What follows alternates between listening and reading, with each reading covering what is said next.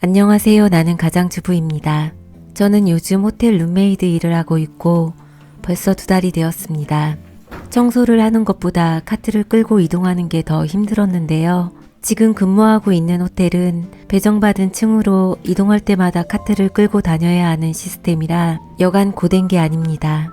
출근해서 제일 먼저 하는 일은 수건을 개고 베딩할 린넨류를 챙겨야 하고 정비할 때 세팅해야 하는 물품들과 청소 도구들까지 챙겨야 하기 때문에 정해진 출근 시간보다 일찍 출근해야 하는데요.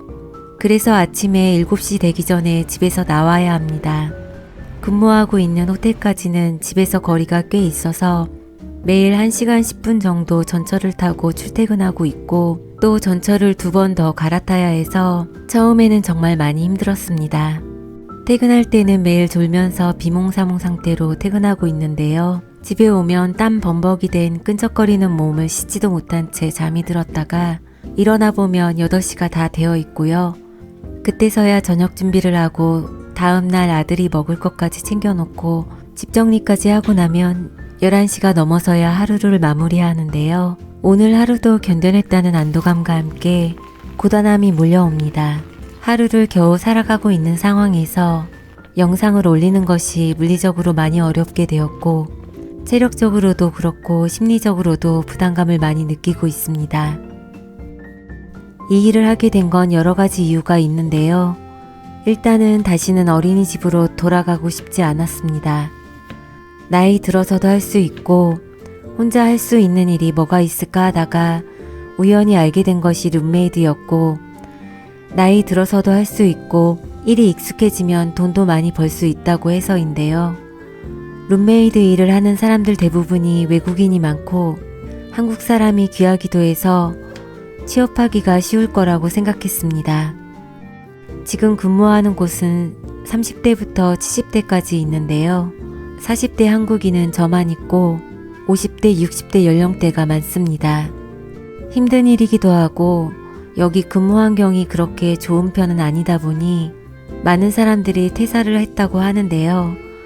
제가 들어갈 때는 12명의 직원이 있었습니다. 운이 좋게도 입사한 지 1달 조금 지나서 좋은 층 메인 룸메이드로 배정을 받아 근무를 하고 있습니다. 이 일을 시작할 때 텃세가 심하다고 해서 한 걱정을 했는데요.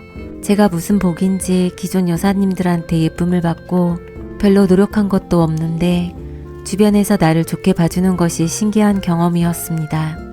그동안은 주변에 이상하고 나쁜 사람만 있는 줄 알았는데 여기 와서는 세상에 좋은 사람도 많구나 라는 생각도 하게 되었습니다. 새로운 일에 도전하면서 그래도 쉽게 적응할 수 있었던 건 이끌어준 선임 룸메이드 덕분이기도 했는데요. 아버지가 보내준 귀인들이라고 생각하고 있습니다. 룸메이드 일은 방의 크기나 구조가 다를 뿐 매일 똑같은 방을 정비하는 단순한 육체 노동인데요. 안 쓰던 근육들을 써야 하고 힘과 체력이 필요한 일이기 때문에 몸 여기저기 안 아픈 곳이 없고 참 고된 일입니다. 몸은 정말 많이 힘들지만 하루 종일 하는 일이 혼자서 객실 청소와 베딩을 하는 거라 인간관계에서 오는 정신적인 스트레스도 덜하고 마음은 편합니다. 매일 아침마다 미팅을 하고 정비해야 하는 객실 레포트를 받는데요. 기본적으로 정비를 마쳐야 하는 방 개수는 13개입니다.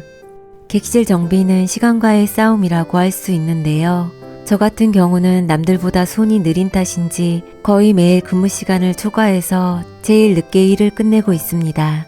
일을 하는 동안에는 쓸데없는 잡생각을 할 시간도 없고 우울하거나 슬픈 생각이 들 틈도 없는데요. 일을 할 때면 마치 주어진 미션을 빨리 끝내고 나와야 하는 게임 속에 들어와 있다는 생각이 들곤 합니다. 그래서 방에 들어가면 빨리 끝내고 나가자라는 생각밖에 들지 않는데요.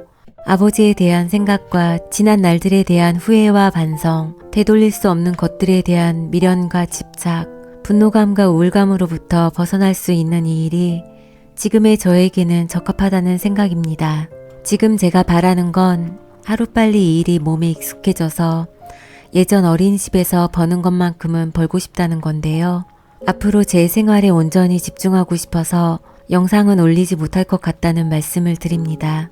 하루를 겨우 살아내고 있는 상황에 영상을 올리는 것이 힘들어진 것도 있지만 더 이상 제가 공개되는 것을 원하지 않고 근무하고 있는 직장을 금방 알아볼까 하는 걱정도 있고 무엇보다 지금은 제 이야기를 하고 싶지 않은 마음입니다. 그동안 유튜브를 하면서 여러 악플들을 봐왔는데요. 악플에는 이제 더 이상 상처받지는 않는데 그런 이야기를 들으면서까지 유튜브를 하고 싶지 않다는 정말 단순한 결론이고 무엇보다 현재의 내 생활에 집중하고 싶다는 생각입니다. 이 일을 시작하고 한 달 조금 지나서는 장염까지 걸려서 정말 많이 아팠고 5일 동안 일도 하지 못했는데요. 건강상의 이유로도 지금의 일과 유튜브를 병행하는 건 어려울 거라는 판단입니다. 올해 제가 이루고 싶었던 것들이 있었는데요. 어린이집이 아닌 다른 직종으로의 이직, 그리고 유튜브 구독자 10,000명을 달성하는 것과 어린 아남자를 위한 머리카락을 기부하는 것이었는데요. 이 글을 적고 있는 지금 되돌아보니 그렇게 나쁜 일만 있었던 건 아니었다는 생각도 듭니다. 제 버킷리스트 중 지키지 못한 것도 있는데요. 유튜브를 하면서 꼭 구독자분들과 라이브 한 번은 하고 싶었는데 그걸 이루지 못한 건 좀 아쉽기도 합니다. 기억하실지 모르겠지만 아주 예전 영상에서 다른 채널도 해보고 싶다고 한 적이 있었는데요. 그것 또한 아직 이루지 못한 버킷리스트로 남아 있습니다. 상황이 안정되고 언젠가 다시 유튜브를 하게 된다면 아마 저에게 더 잘 맞는 채널로 돌아오지 않을까 싶습니다. 오랜 시간 깊이 생각하고 고민한 끝에 내린 결론은 제 브이로그는 아마 이 영상이 마지막이 될 것 같다는 건데요. 그동안 많은 위로와 큰 힘이 되어주시고 제 이야기를 들어주신 구독자분들 진심으로 감사하고 감사했습니다. 올해 원하셨던 것들 모두 이루시길 바라고 저처럼 하루를 겨우 살아가고 있는 모든 분들에게 내일은 더 좋은 날이 오기를 바라며 영상을 마치겠습니다. 오늘도 시청해 주셔서 진심으로 감사합니다.